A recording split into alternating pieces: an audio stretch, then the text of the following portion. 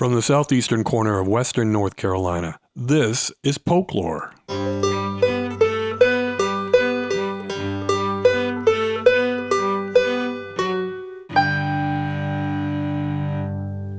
I'm your host, James Hernishan. Taking the good things in life for granted is never a good idea, but sometimes it seems like we do just that. For example, most of us would be working a lot more than 40 hours a week if it wasn't for unions, and yet only 10% of today's workforce are members of a union, which is half the rate it was a generation ago. Another case in point is the widespread use of vaccines, which is one of the most important reasons why the average human lifespan has doubled over the last century. Yet vaccination rates are falling in a lot of the U.S., thanks in large part to pseudoscientific conspiracy theories and collective amnesia about how bad things were before vaccines. It's just as hard to underestimate the value of public libraries, but that's what's happening in some corners of this country. In Georgia, legislation that will require all public libraries to sever ties with the American Library Association just passed the state Senate. Over in South Carolina, the Greenville County Library system did just that years ago. You might think that no one would consider an association dedicated to promoting literacy and supporting librarians to be a hotbed of radicalism and socialist propaganda, but you would be wrong. The good news is, Polk County's public library seems to have avoided falling into the trap set by the culture warriors, who are worried that giving citizens access to ideas and information will tear apart the fabric of society. Instead, it continues to support the ALA's Bill of Rights and its freedom to read policy statement, which, if you actually read, are really hard to argue with. Our little county has not one but two public library branches, the main one in Columbus and another in Saluda, and I can find no evidence there's any threat to its mission, which is, and I quote, to enrich lives, encourage ideas, and celebrate community.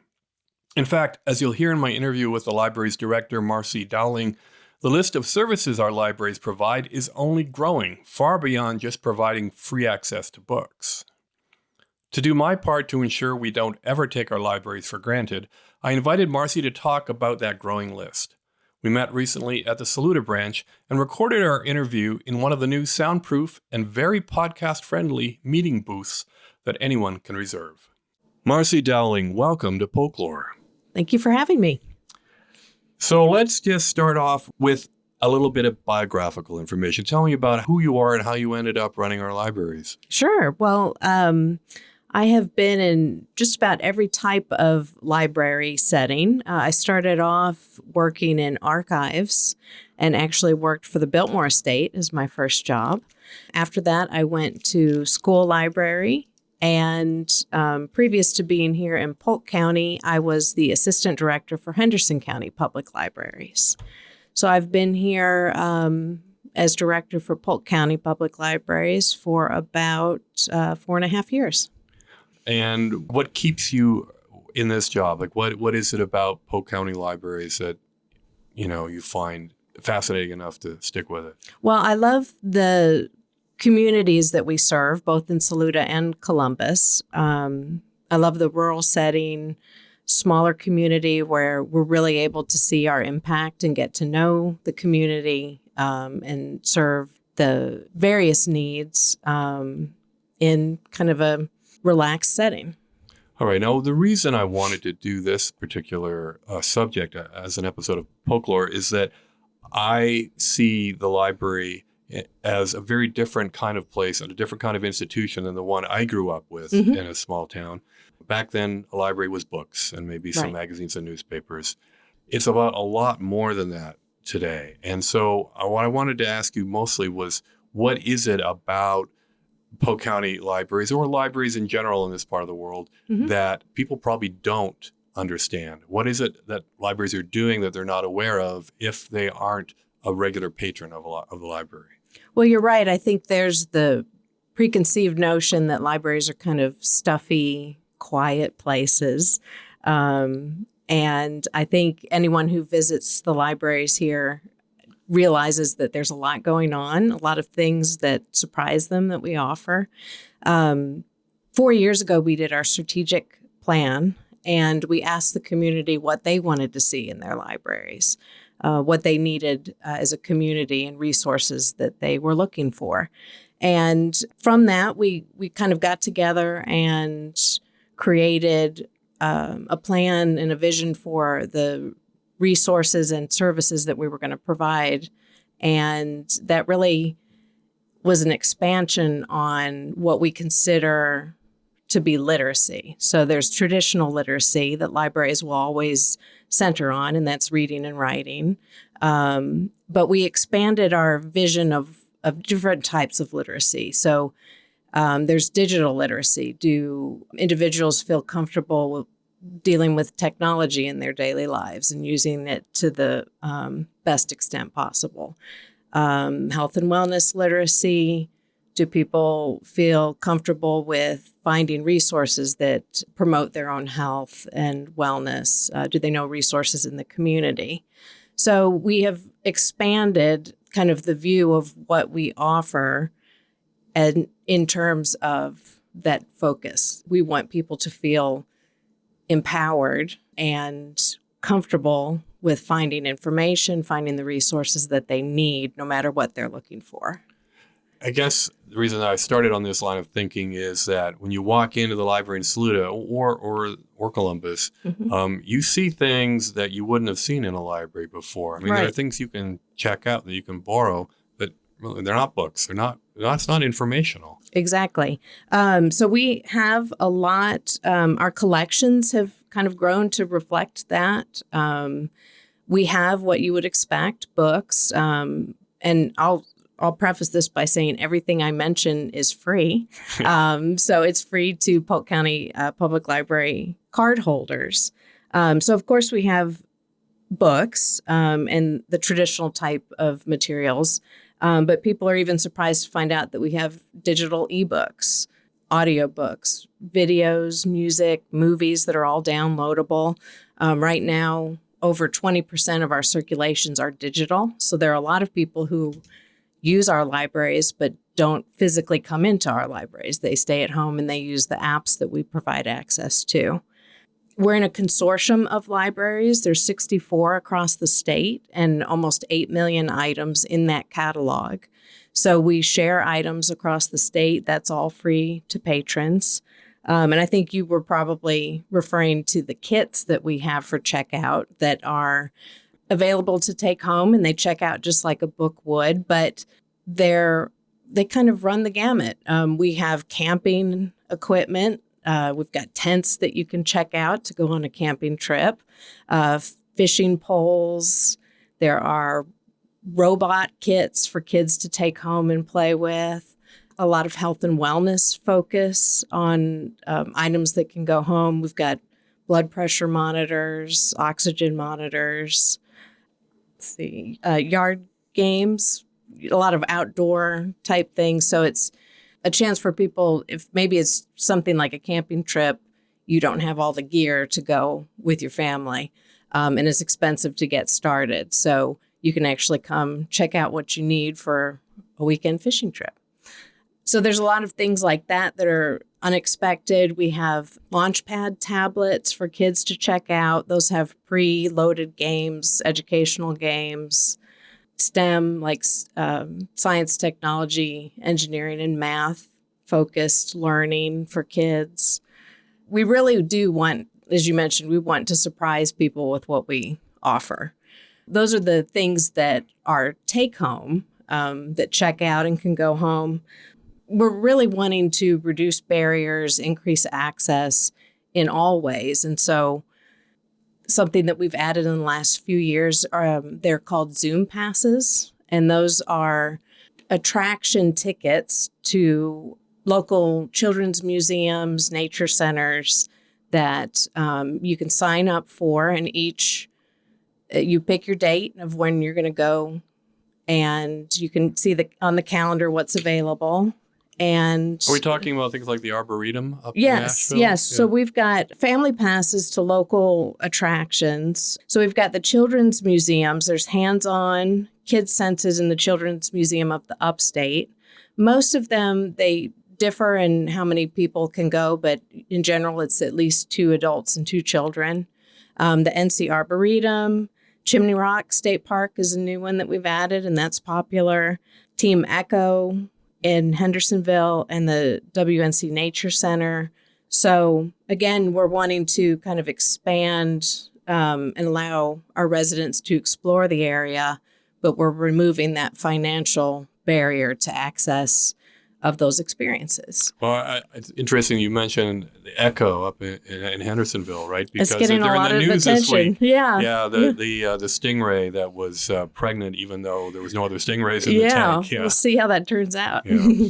So, in other words, what we're doing is a library is expanding from an intellectual cultural resource into a resource for all kinds of other culture. I mean, outdoor activities and games, do you have kitchen equipment, I think? We have, so we've received grant from the Foothills Foundation for a mobile kitchen, and we use that for our programs. Okay. So we offer programs for all ages.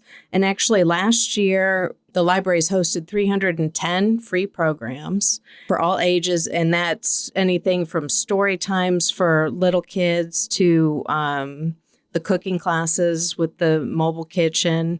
I was just here in Saluda and hosted a native pollinators discussion that's hosted by Conserving Carolina. So those are all free programs. And we had last year over 13,000 residents attend those. Wow.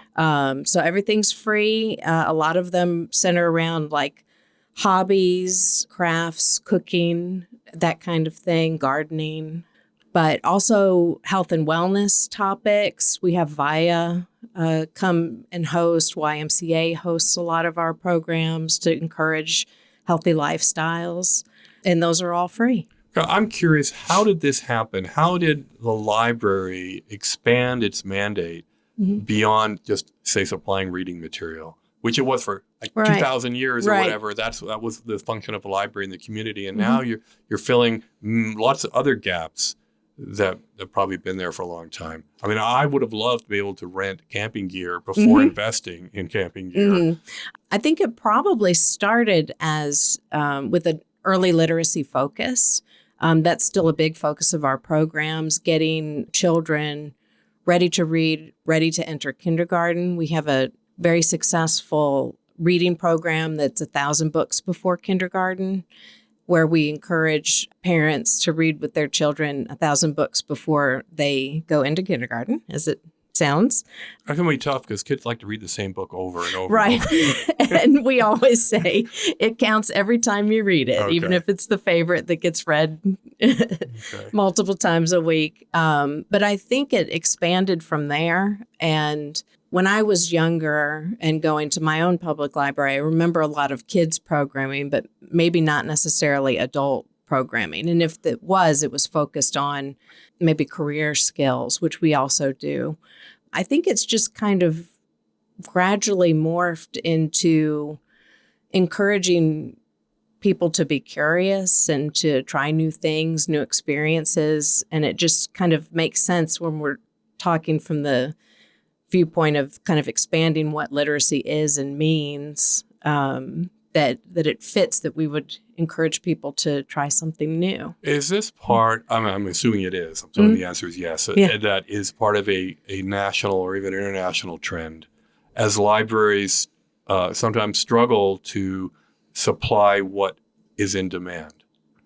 A lot of people still read books. Books still sell lots and lots of copies, but I would expect with the rise of the internet, reference material is less in demand, say, at a library. So is this Polk County just really being part of a bigger trend, or are there specific things about it's a rural county in North Carolina that you think Polk County Library is doing that maybe a city in Charlotte library isn't doing? Right. Well, there are definite differences in like what an urban library looks to do versus rural. Thinking back to when I was younger, I remember it being, almost a bit of growing pains for libraries to have computers. So when you talk again about like what's a traditional library, it's rows of books, but computers, access to devices, internet, printing, copying. I think we're trying to respond, like you said, to what the community says it needs. And so something that's a big issue here in the rural county and other counties across the country is digital equality. So like digital access to broadband and internet devices. Even if you wanted to have internet at home, maybe that infrastructure isn't there yet. So a lot of people, we still have public computers, but a lot more people are now bringing their devices, but they need high-speed Wi-Fi because they don't get it at home. And maybe they're supposed to be working from home, as many of us are post-COVID, but don't have the speeds for internet at home. So we have, basically, we grow as the community needs change. And that's why every 5 years, we reevaluate with a new strategic plan. And that's asking the community what they need and how we can fit those needs into our services. And you say, when was the last time that was updated? Our current one is 2021 to 26. Well, one of the things that really surprised me is this booth that we were recording this interview with. Yes. There's 2 of them in the Saluda Library. How many do you have in Columbus? We have 4. Okay. And Yep. they're various sizes. I think they're good acoustics for recording podcasts, but why were these introduced? So we always had 2 study rooms down in Columbus, and those were available for patrons to check out if they needed a quiet study space, if they needed a place to meet with others. And those were always full. And so we knew that they were a popular and in-demand service. Going back to when we were all dealing with working at home, the library stayed open through the pandemic to continue serving the patrons. And one thing we saw were a lot of people needing access to reliable internet that was fast enough for 15 people to be on Zoom meetings simultaneously, but also to give that quiet space or space to meet. So if we had a patron coming in who had a 10 o'clock Zoom meeting, we would try to give them a quiet space where they're not disturbed by others. Others aren't disturbed by them talking. And it was a challenge with just 2 rooms available. We definitely saw that need was growing. More patrons were coming in with teledoc type appointments where you're needing to connect virtually with your doctor. And in a private space. In a private space, exactly. So these rooms are little self-contained booths. And like you said, they're soundproof, they're HIPAA compliant, and they can move. And we actually wrote a grant to the state library, and they approved that. And the Friends of the Library matched the grant. So Saluda has received its first 2 study rooms at all. And Columbus went from 2 to 4. So those have been open since just after Thanksgiving. And just in the 1 month that they've been open, our usage increased almost 200% compared to our 2 study rooms. So they were instantly filled as soon as we opened them. So there might have been, in a way, a reaction to the demands brought on by COVID and so many people working from home. But clearly, it's continued. Right. And people have found out that working from home isn't so great if you don't have your own little office space. I do think a lot of people, even if they have internet at home, will come just to have a different setting. They'll come and set up to work a day or 2 a week in the libraries. So I think this trend of needing those private spaces is going to continue as people's work gets more flexible. Well, I see there are power outlets, USB outlets. This is really quite nice. So, I mean, you'd have skylights. If you were in Charlotte and you were looking for a co-working space, I mean, this would be kind of pricey. Yes. And these are all reservable. So everyone, you can reserve 2 times a week. And then after that, you can still use it, but it's a drop-in process. So you can just come by and see if there are rooms available. But, I work down in Columbus mostly, and I'll just pop down to see, how they're being used. And most likely at least 3 of our 4 are in use at any time. So I think they're definitely serving that need for So residents. there's 6 booths available for the whole county. Yes. And, for the size of our county, that's pretty impressive. It's I good. mean, yeah. It wasn't an insubstantial amount of money. No, Right. no, it was not. So the grant was for almost $100,000. 75,000 of that was from the state library, and that's through federal funds that they distribute. And then the match of 25,000 is from the Friends of the Library. And how big is that group? I mean, do you know? I don't hear much about the Friends of the Library. Mhm. I think I've seen someone try to interest me in joining them at some point, and I might have actually joined them. I don't remember. good. It's been a long time. But do you know how many people are Friends of the Library? Their current membership is probably about 100, and they are important because they're really a strong advocate for the libraries. So most libraries have a friends group, and a lot of them, like ours, make a lot of the funding through the book sales. So they're selling donated items. And if you've been down in Columbus, they have a book sale room. Right. And so the proceeds go to the libraries and help fund things sort of over and above what the county budget is able to fund. So we have a summer learning program every summer, and that's designed to try to help kids not have the summer slide where they just stop reading, stop learning for the summer months, and then it's harder for teachers to get them back up to speed in the fall. So that started with libraries as kind of an initiative to keep kids engaged in reading. But the Friends of the Library here in Polk County provide the majority of the funds for that program. So that includes, we give out prizes and incentives. We have a lot of programs in the summer months. So they really help us go over and above and offer incentives and services that we wouldn't otherwise be able to provide with county funds.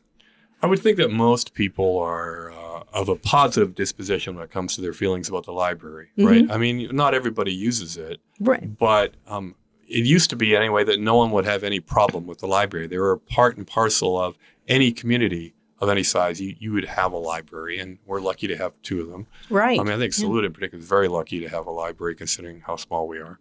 Well, and it's one really well-known fact that we always like to share is that there's more public libraries in the United States than there are McDonald's. And if you think about it, Saluda has a public library, but not a McDonald's. Well, we're probably going to keep it that way. I hope so.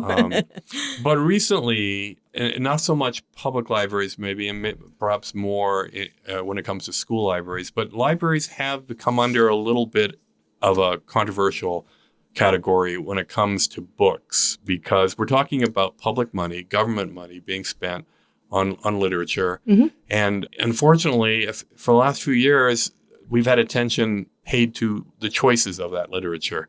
And it used to be that we would just defer to people like yourself. Mm-hmm. The public deferred to librarians as the experts who would choose the most appropriate books to put on the shelf. Mm-hmm. And some people are challenging those decisions recently. I haven't heard personally of any problems with Polk County libraries in that respect. But you must have had, as a librarian, you must have had some experience with this issue. All public libraries, the big focus is access to materials and ideas without barriers. So the Polk County Public Libraries has not had any challenges. And there are times, and this has been since I've started 20 years ago, where you do meet with patrons to talk about materials. At the heart of any good public library is a good collection development policy. And that's what we use to guide us in our decision making for what not just comes into the library, but also what's discarded. So really, public libraries in particular, the collection is sort of a living being. Things are always coming in and going out. Each different type of library has a different focus. And for public libraries, it tends to be more on popular material with a broad interest range. Academic libraries are going to select different types of material based on their specialties. But we have a really good collection development policy that guides the librarians as we choose material. We're always keeping the community in mind. We track every type of statistic that you can think of based on circulation of current material, kind of gives us a hint at what is most likely to be of interest to patrons. So we're always working with the physical material that we select to keep the community in mind and what we anticipate as being of interest to them. One thing that's sort of expanding and I think helping is being in a consortium across the state with 8 million items. I always tell people it's hard to find something that we can't get for you. And I think that the strength of being in a consortium like that is that you kind of can share the focus of different communities. So we can think about what we expect our residents to be the most interested in, but we might miss something. And there's a good chance that another library has already purchased it for their patrons. We also have a process of patrons placing purchase suggestions. So this is them like letting us know that they're interested in a title or a topic. And we try to purchase those as much as we can. Another piece that has really expanded access and just a diversity of titles is our digital collections. And so that really allows patrons to choose for themselves from a list of titles, what they're interested in. And we have 2 different digital apps that are very strong in their selection.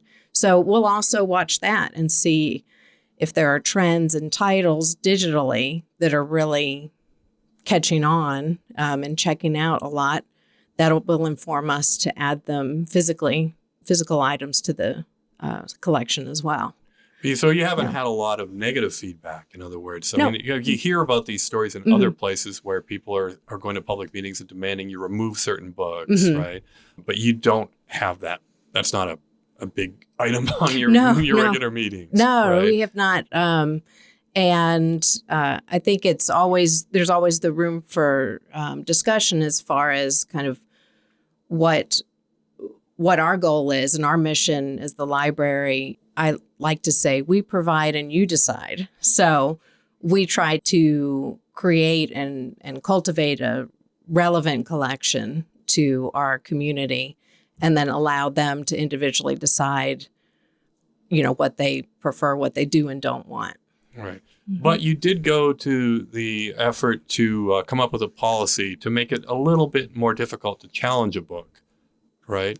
Well, so part of the collection development policy within it has the steps. If there is a question about whether an item should be in the collection, in the library world, we call it a request for reconsideration form.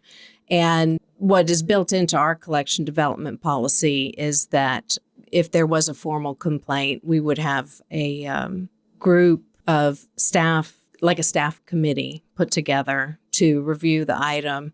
And within that, we kind of have questions for the reviewers as far as, does this fit the collection development policy? So it all keeps pointing back to sort of the statements that we make about the type of collection that we want to create. But part of that process is a form that the patron would complete, kind of asking questions to clarify the concern. And that does include whether or not they've read the material, watched the material, if it's a book, or listened in the case of music. So it's just kind of a way to see what the concern is, and the staff committee would review it. And then if there was an appeal, that would go to the board of trustees. So that's an appointed volunteer board. They're appointed by the county commissioners. And the board of trustees would make the final decision on whether they think that a material should be removed. Sometimes the request is that it's moved to a different collection. So we, shelve our items based on age group. And Sure. sometimes that's the request, is that it be moved. But again, we have not had any formal requests for reconsideration at Polk since I've started. Well, it's really nice to hear. And I would think that if there's 8 million books in the whole system, Right. if it's not in Polk Library, you can probably get it from somewhere else anyway, right? Right. So, Yes. in other words, technology and the interconnectedness of the library system is kind of making the whole notion of getting upset about a book being on the shelf kind of moot, isn't it? Yeah, right. 8 million items. People kind of have the chance to decide what's right for them and their family. Frequently, that informs the items that we get rid of. So as much as I'd love to be an archive and keep everything that we possibly could, just the logistics of our spaces require that for the amount of items we bring in, the same amount need to go. But that's also a strength of the consortium, is that we can look and see, well, there are 10 other copies that our patrons can get. Our copy here hasn't checked out in 3 years, but, I always know and hope that somebody will be interested in it, But by us getting rid of it, we're not cutting off access because we have these other systems to rely on. All right. Well, one last question then about the whole scope of what the library is all about. And that, can you anticipate the future a little bit? I mean, what's coming in the pipeline? We've added all these other things you can borrow for free. Right. What else is being thought about? Well, I think a theme that came up a lot as we talked to the community is the public libraries as a community center. We're all, as library staff, we're very proud that we're one of the true open public spaces left in communities. We have the study rooms that you can use, but we also have larger community rooms that groups can use. And as far as open free spaces, we're kind of it. And I think what I'm seeing as trending in other public libraries, even beyond our community, is focusing again on the library as a space. And so providing the facilities that a community needs. One thing that we're starting to gradually add is kind of taking the kits, the idea of the kits that you can check out and take home, expanding on that and looking into other types of equipment that may not be able, due to price or size, to leave the buildings, but are still going to be something that's available to the community. So one example of that is that we've received a grant and purchased equipment that is media conversion equipment. So this would be for those 8mm home videos that you have that no one has a projector for anymore. We have actually purchased the equipment to convert that material to either digital file or to burn it to a DVD. And we're hoping to make all this equipment available to patrons. They can sign up and have a chance for us to show them how to use the equipment. And then we just let them go and they can digitize their scrapbooks from grandma. And okay, this is huge for me, yeah. because my father before me and I used to shoot slides for photography. We've got a slide converter. A high quality one? I hope so. Okay, because I really need one. I don't want to invest in it because after I'm done converting all my slides, Yeah. So this is something that in library worlds, if we make it its own room or space, they are frequently called maker spaces. And it's a place where you're providing the access to equipment that, like you said, is expensive, or you just need it once. You need to do something really quickly, and you don't need to buy that slide conversion. You just need to do 100 slides. So we're kind of starting that in pieces to see how feasible it is. But what we wanted to start with, we've taken some field trips to other libraries, and one of them had this kind of, I think they called it the memory corner, but we're calling it the Community Memory Project. Sure. And we want it to be a station where, slides, scrapbooks, We have negatives like photo negatives that can convert to how they should be seen Right. digitally and burned to DVD or flash drive. And so we're starting work on kind of the logistics of that, putting it together. We really want to, in that case, build or take advantage of the expertise within the community and maybe get some volunteers that really have a passion for family history, local history, and would be willing to learn the equipment and then sit down with people and step them through how to preserve their family memories. Yeah, because So- you have to color correct and Right. maybe clean up, get rid of scratches and dust and that kind of thing. Right. Yeah. Well, that's really good news for me. Yeah. I assume it's going to be good news for other folks. Yeah. I like the idea, too, that instead of the library being kind of a solitary thing where people just come in and quietly read a book or take out a book, you're making it a place people go to Right. do things together. Right. And things are happening. I always say we're not a shushy library. I've never shushed anyone, I promise. All right.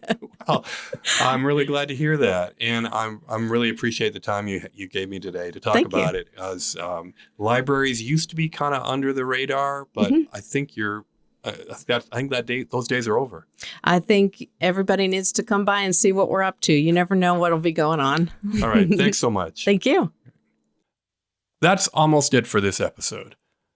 A few days after I recorded the interview, Buncombe County announced it would no longer keep running one of its library branches. A recent inspection discovered that the Swannanoa Public Library building will cost $630,000 to repair, on top of the $50,000 in annual expenses, and apparently saving the branch just isn't cost effective. Just another reminder of how lucky we are in Polk County. As always, please send your suggestions for guests and topics to jamesh@polklore.com. And thanks for listening.